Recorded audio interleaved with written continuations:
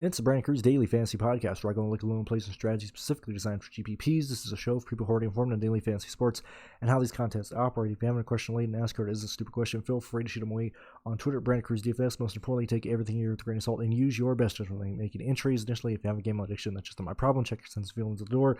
We're talking about Road America in the Xfinity Series. The race that I'm looking more forward to this week, because I think this race has a lot of different ways it can play out, a lot of different strategies to look at it. And I'm very much excited for the Xfinity Series. And while in the Cup Series video, I talked about more about previous races. We have an idea of who's going to be fast this week. We have an idea who's going to be mid-tier pack and blah blah blah. You know, it's a usual Xfinity Series slate. The three guys that we're going to focus on are Larson, AJ, and Gibbs. I'm looking primarily off of practice data for these three guys. These three guys are going to be there. AJ is by far the best driver here. It just depends on what colleague does strategy-wise, if they want to get stupid or throw it away or whatever the situation is. Then it'll go head-to-head between Larson and Gibbs. When we look at the last race at Portland, you know, it started wet. It started a bit early. That's a situation where the race started before DraftKings lines were locked, and so if you made or added lines post when the race started, basically DraftKings just null and void you. They gave you your money back. They refunded you, and so that was a really interesting Xfinity slate from that point of view as well. But AJ, I would say AJ's the favorite. We'll just see what Larson can do here, and see if he has times that are close to what AJ can do. Those are my priorities for lap leaders, and then granted, you know, Gragson, Allgaier, Cole Custer, those guys just be based on what they do in practice or if they start in the back. This is a race where I do trust place differential, and certainly from the good teams. So if Reddick starts close to the rear, if Barry, if Sam Mayer, if Cole Custer, if Allgaier start closer to the rear, I'm fine chasing that place differential stuff. That doesn't worry me too a whole lot. When we get to Hemrick, Jones, Nemechek, Miguel Paludo, this is where track position and where they go qualifying-wise really dictates who's going to get there.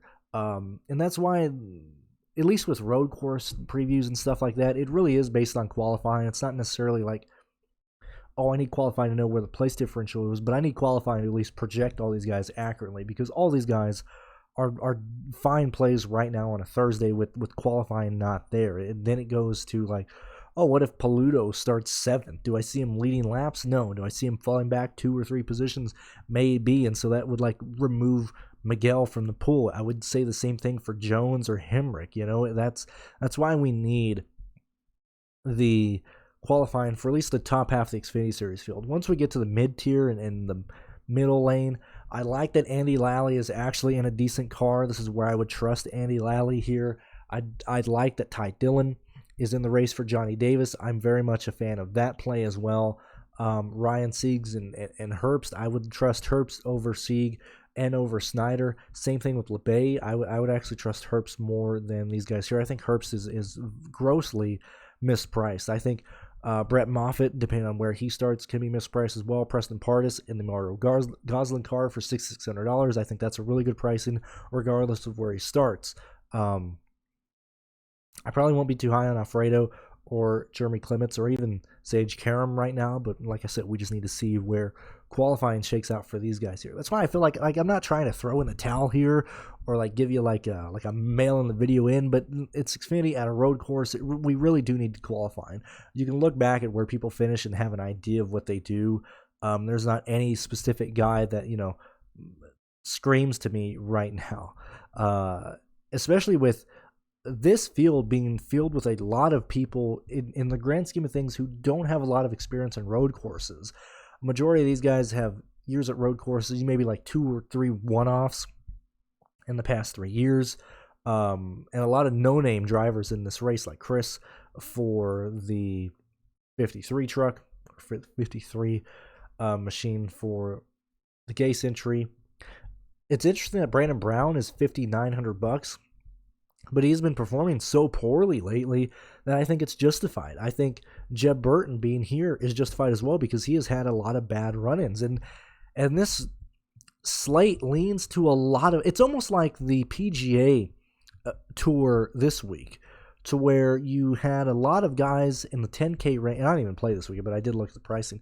We had a lot of guys in the 10 and 8K range that are typically $7,500 golfers.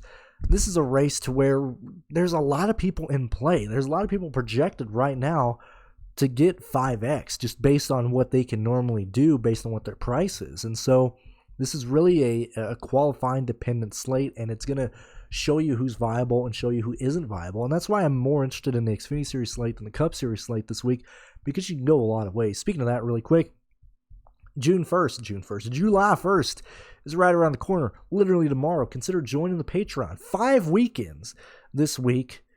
When you look at the $40 a month for NASCAR, that's not crazy. That's less than $10 a weekend, not per race, a weekend. We got trucks, Xfinity, Cup Series, lap by lap data, practice data that is uploaded right off the bat. Easy for you to read, easy for you to see.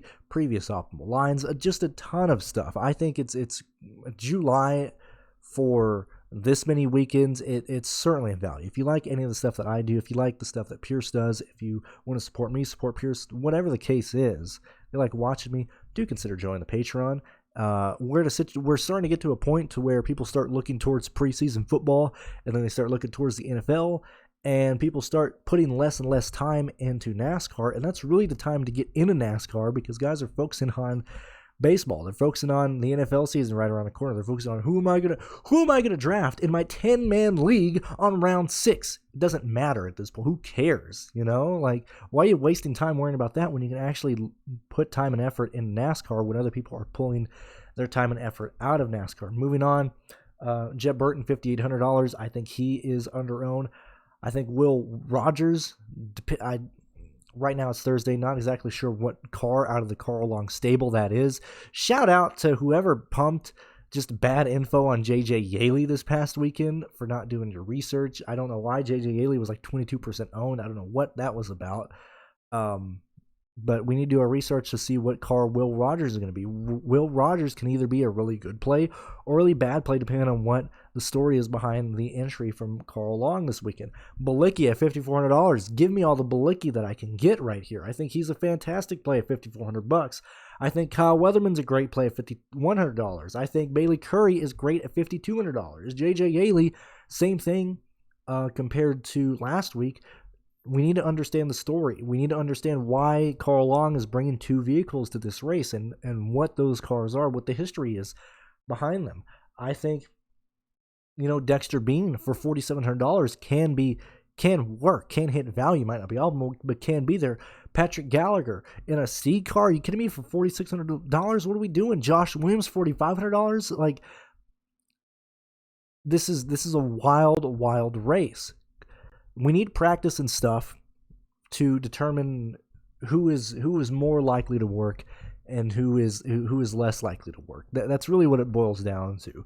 And clearly checking out their practice speeds and stuff. It's based on where they qualify. Then you look at the practice speeds and go from there. This is a race where I can envision myself trying to build a lot of lines and trying to get creative. And Saturday is just going to be a lot of fun. I know it's a shorter video, under 10 minutes, but it's Xfinity at Road America with pricing really not mattering at all this weekend. I can't wait to see how this starting grid shakes out, and it's going to be a fun day to build lines. Thank you guys for watching, and I will see you guys in the live shows this week.